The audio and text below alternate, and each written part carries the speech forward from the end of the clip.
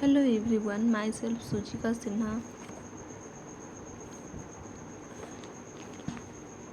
NCERT class 6 NCERT book science का हम देखे थे चैप्टर नंबर 1 और आज चैप्टर नंबर 2 है। चैप्टर नंबर 1 में ये देखे थे कि भोजन कहाँ से आता है, जिसमें मुख्य स्रोत दो हैं, पादप और जंतु। पादप जंतु में हमने देखा कि पादप का कौन कौन सा भाग खाने योग्य होता है और जंतु से उत्पादित कौन कौन से भोजन हम लोग खाते हैं। फिर उसके मधुमक्खी पर था, उस पॉइंट को देखे थे। और फिर था कि आवश्यकता के आधार पर जंतुओं का भोजन खाने का जो था कैटेगरी, वो 3 भागों में बटा हुआ है, हेर्बिवोरस, कार्निवोरस, ओमनिवोरस, उसको देखे थे। और आज है भोजन के घटक, कंपोनेंट्स ऑफ फूड।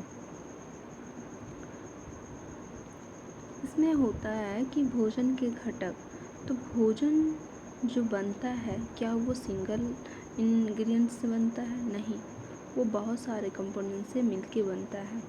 जैसे हम अब रोटी ही बनाते हैं तो आटा और पानी के साथ मिलाते हैं तो फिर वो रोटी बनता है। चावल बनाते हैं उसमें भी पानी ऐड करते हैं तो चावल बनता है। सब्जी बनाते हैं तो उसमें भी सारा मसाला और पानी वगैरह ऐड करके आलू जो भी होता है सब्जी वो बनाते हैं। तो क्या फिर इसमें क्या पाया जाता है, ये कौन कौन से इंग्रेडिएंट्स मिलके इसका ये बन पाता है, खाने योग्य बन पाता है, हम लोग खाते हैं। तो उसमें मुख्य रूप से जो इंग्रेडिएंट हमारे लिए खाने योग्य है उसे पोषक कहते हैं। और पोषक जो है हमारे लिए बहुत ही आवश्यक है। विदाउट पोषक हमारे शरीर की वृद्धि और विकास में अवरुद्ध होगी। इसीलिए कहा जाता है कि अच्छे आहार लें, संतुलित आहार लें।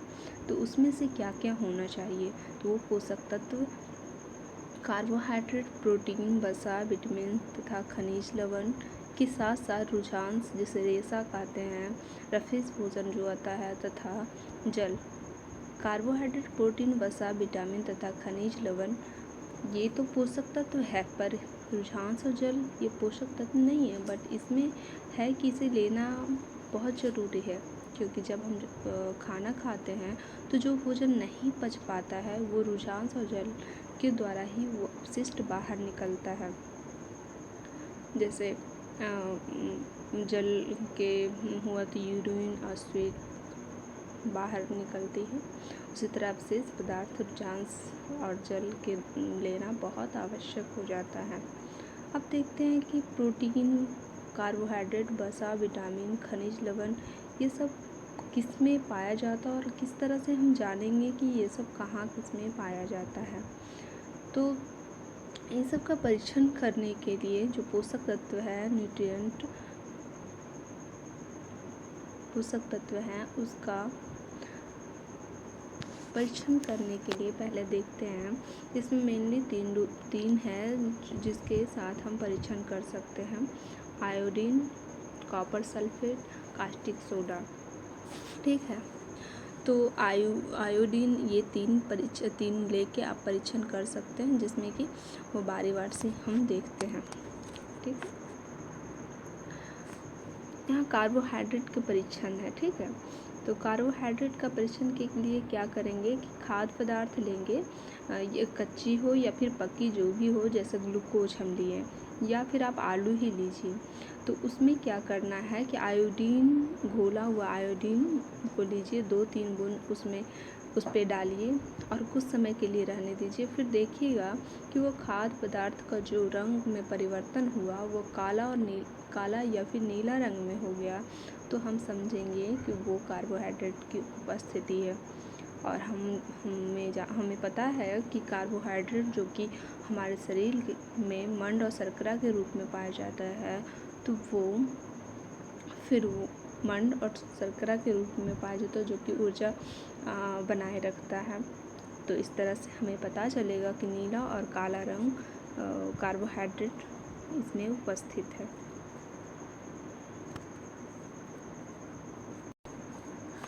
प्रोटीन के परीक्षण की बात करें तो आप देखिए इसमें क्या करना है कि अगर प्रोटीन ठोस के रूप में है तो आप उसे पहले पीस लीजिए और पतला घोल बना लीजिए, उसे एक परख नली है उसमें डाल दीजिए और फिर कॉपर सल्फेट विलयन जो कि CuSO4 2 बूंद कॉपर सल्फेट विलयन रहेगा और उसमें 100 ml 100 ml आप पानी ऐड कर दीजिए जो कि विलयन तैयार हो जाएगा।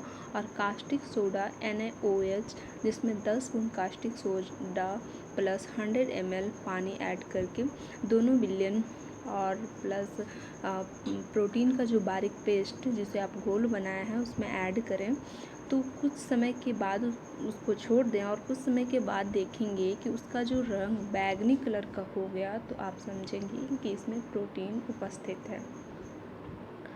दालें वगैरह प्रोटीन में आती हैं जो कि आगे हम देखेंगे प्रोटीन कार्बोहाइड्रेट कौन कौन चीज़ है जिसमें पाया जाता है। ओके, आगे हम देखते हैं वसा का परीक्षण। अब वसा का परीक्षण तो आप आसानी से कर सकते हैं, जैसे कि आप मार्केट से कुछ लाते हैं समोसा या फिर कचौड़ी पूड़ी जो भी अगर लाते हैं तो देखते हैं कि वो जो ठोंगा रहता है कागज़ का बना हुआ उसमें उसको निकालते हैं तो वो थोड़ा सा धब्बा बन जाता है ना, तो वो धब्बा की जो उपस्थिति हुई ना तो वो पता चलता है कि इसमें वसा है। ऐसे और सारी चीज़ में जो वसा को हम देखने के लिए देखते हैं कि खाद्य पदार्थ को हम कागज़ पर रखेंगे, थोड़ा सा उसे दबाएंगे, ध्यान रखें कागज़ फटे ना, और दबा के फिर उसके बाद देखेंगे कि उसमें वो तेल का धब्बा उसमें लगा है कि नहीं।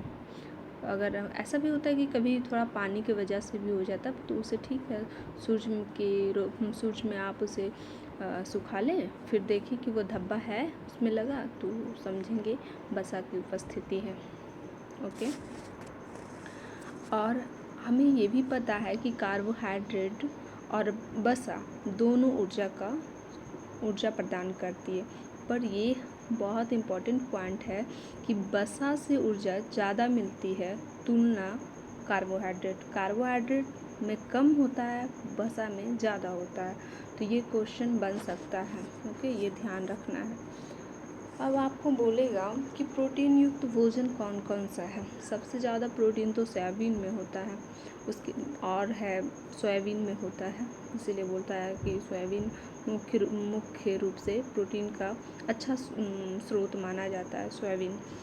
और बहुत सारे में है तो कम है, दूध, मछली, पनीर, मटर, राजमा, तुअर दाल जिसको बोलते हैं अरहर का दाल, मूंग, ये सब में प्रोटीन पाया जाता है।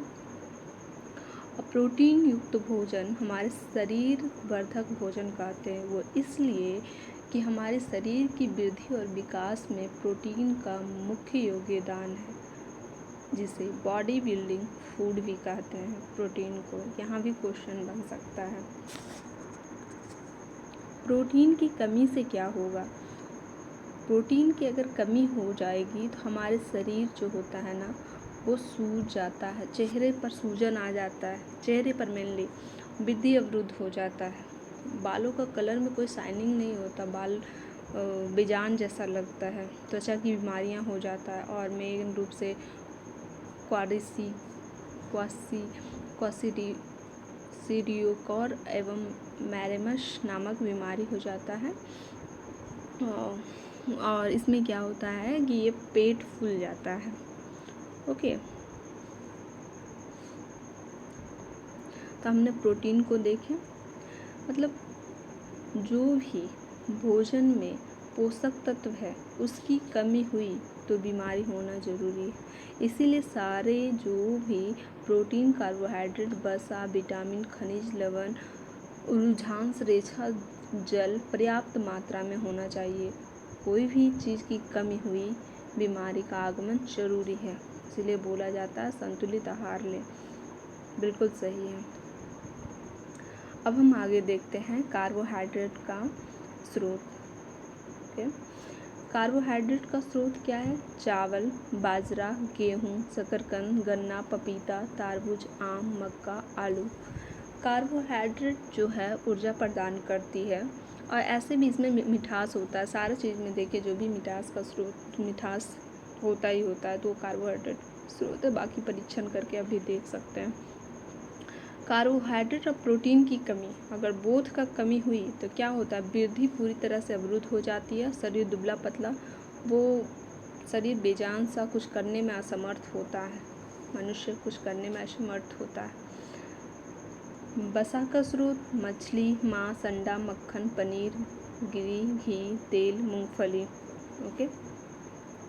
आहारी रेशा जिसे रुझांस बोलते हैं, साबुत खाद्यान्न, वो छिलका वाला दाल होता है, वो सब रुझांस में आता है। ताज़े फल, सब्जियां, दाल, ये सब रुझांस में आता है। यहाँ पर था एक विटामिन, विटामिन भी तो पोषक में आता है। तो vitamin A, B, C, D, E, K, जिससे इसका पूरा नाम, इसे विटामिन बी कॉम्प्लेक्स नाम दिया गया है। ओके।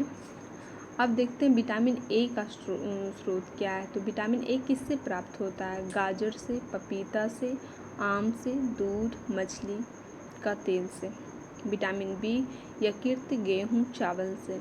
विटामिन सी संतरा, टमाटर, जो भी थोड़ा सा इसमें होता है ना, ये अमरूद, मिर्च, नींबू, आंवला, खटास टाइप का होता है, तो विटामिन सी का स्रोत हुआ। विटामिन डी दूध और धूप से मिलती है।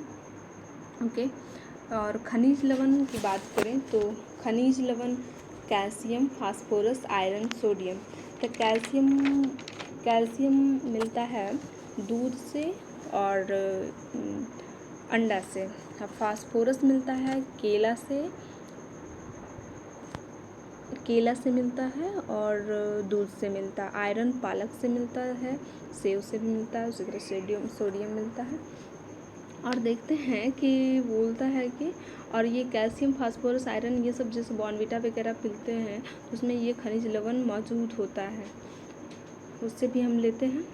पकाने, जैसे हम खाना बनाते हैं तो ज़्यादा उसको भूनते हैं, तलते हैं, तो उसमें से वो जो पकाने से विटामिन सी नष्ट हो जाती है। इस बात को हम लोग देखेंगे। और मतलब ये क्वेश्चन बन सकता है कि पकाने से कौन सा विटामिन नष्ट हो जाती है। और चावल धोने से, जैसे कोई भी चावल, जैसे चावल हुआ, जैसे उसको हम धो रहे हैं, बार बार धो रहे हैं, तो उसमें विटामिन B1 नष्ट हो जाती है। और एक पॉइंट था कि बी और सी जो है कि जल में घुलनशील विटामिन है।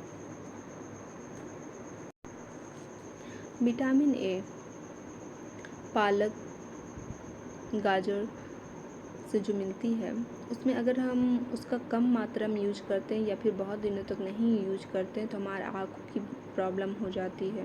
तो रतौंधी कहते हैं, जो कि रात में नहीं दिखता है, वो तो मेनली हो ही जाता है।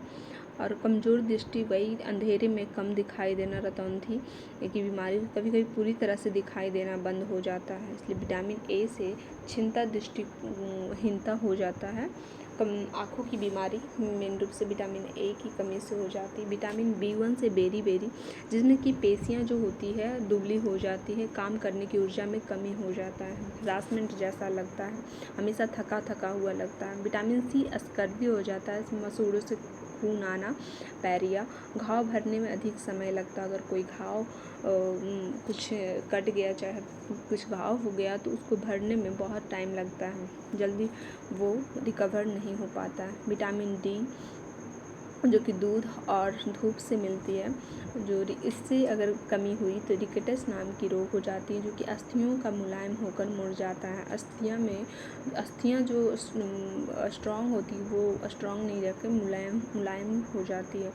कैल्शियम की कमी से अस्थियाँ और दंत क्षय होता है, दांत का क्षय होता है, कमज़ोर अस्थियाँ और दंत क्षय हो जाती है। आयोडीन की कमी से घेंघा, जिसे ग्वाइटर कहते हैं, जिसमें कि यहाँ गला के पास जो गर्दन की ग्रंथि का फूल जाना होता है, बच्चों में मानसिक विकलांगता भी हो जाती है। लोहा जो पालक और सेव में पाया जाता है, लौह तत्व, वो इसमें खून की कमी हो जाती है, इससे कमजोरी हो जाती है। Thank you for watching.